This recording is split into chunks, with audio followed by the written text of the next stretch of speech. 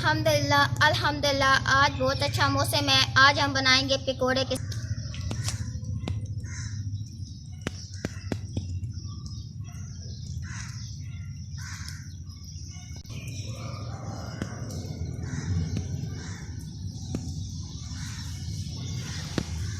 पकौड़े बनाने के लिए जिन चीज़ों की ज़रूरत होगी इनमें आलू, हरी मिर्च, प्याज, धनिया,